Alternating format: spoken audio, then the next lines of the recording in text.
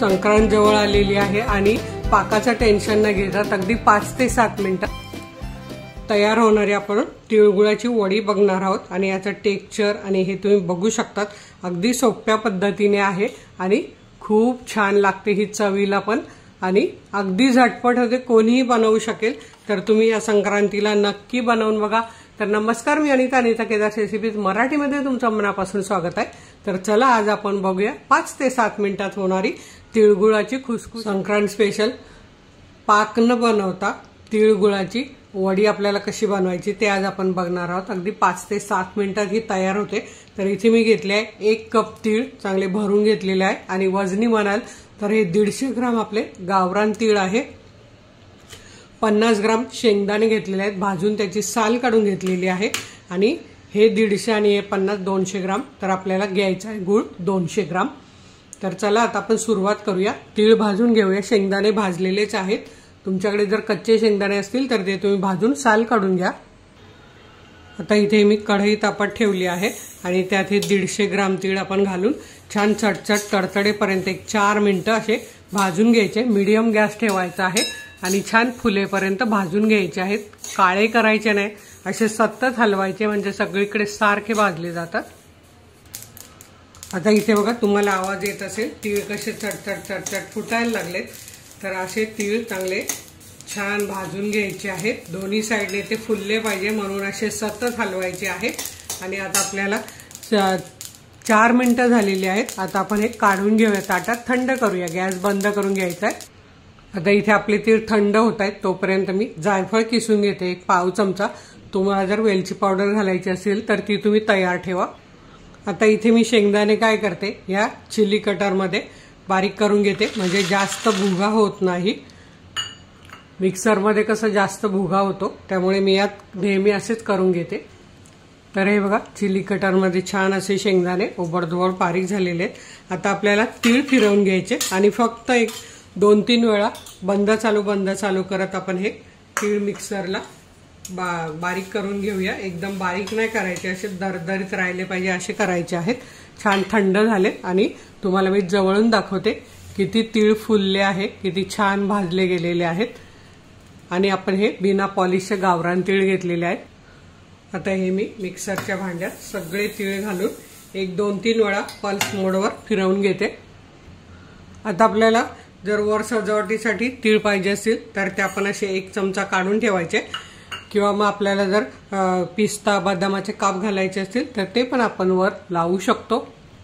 आता हे बघा बरोबर मी 3 वेळा पल्स मोडवर फिरवून घेतलेले आहे।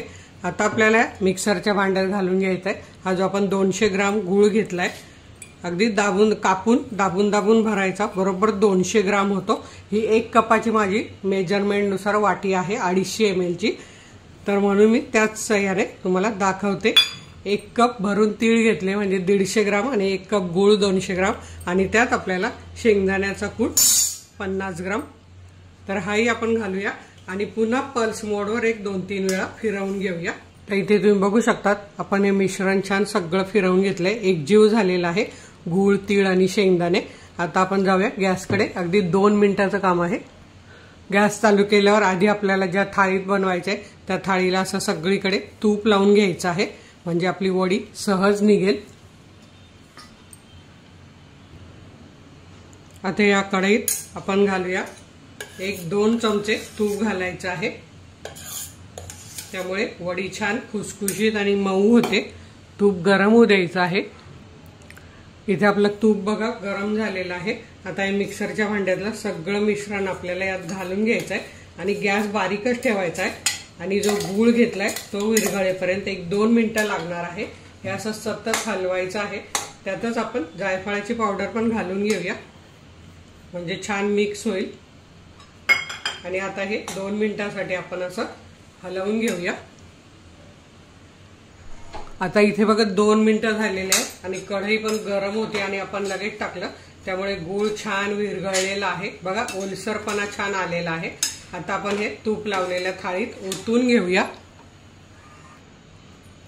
तर हे बघा तूप लावलेल्या थाळीत ओतून आणि सतत हलवायचे, त्यामुळे सगळीकडचा गूळ छान आपला मिक्स होतो आणि विरघळतो। रे बघा सगळं काढून, आणि आधी पण मी खूप साऱ्या रेसिपीज टाकलेल्या आहेत. तुम्हाला जर बघायच्या असतील तर नक्की अनिता केदारची रेसिपी सर्च करून बघा. खूप छान छान व्हिडिओ आहेत अगदी तीळ पापडीपासून. आता इथे मी ह्या पोटॅटो मॅशरला तूप लावून घेते आणि वडी थापून घेते छानपैकी. तुम्ही अगदी एखाद्या प्लेन वाटीचा पण उपयोग करू शकतात. अशी वडी थापून घ्यायची आहे छान. लगेच सेट होते ही.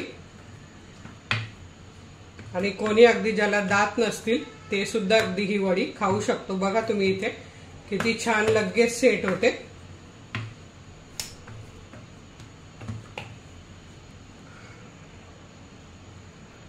आणि आता इथे आपण जे तीळ ठेवले होते 1 चमचा ते वरून लावून घेऊया.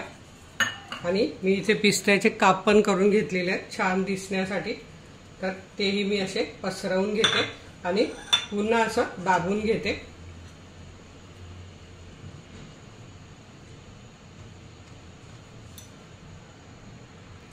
आता आपल्याला लगेच याच्या वड्या कापून घ्यायच्या आहेत. आपल्याला ज्या आकारात चौकोनी किंवा याच्या काजू कतली सारख्या तुम्हाला जशा पाहिजे तशा तुम्ही कापून घेऊ शकतात. इथे तुम्ही बघू शकतात लगेच छान अशा खुसखुशीत आपल्या वड्या इथे तयार झालेल्या आहेत.